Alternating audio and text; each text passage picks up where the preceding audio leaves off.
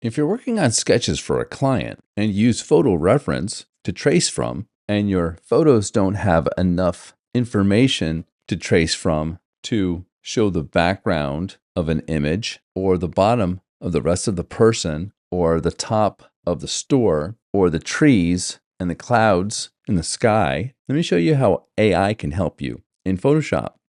Let's start with this photo. I'm going to bring the opacity up to 100%. I'm going to turn off the background so I just have this photo showing. Get the rectangular marquee tool, and I'm going to select the top up here and do a shift and select the bottom.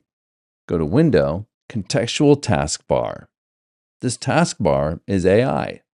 Click on Generative Fill, and then click on Generate. In the Properties panel, you'll notice 3 options are forming.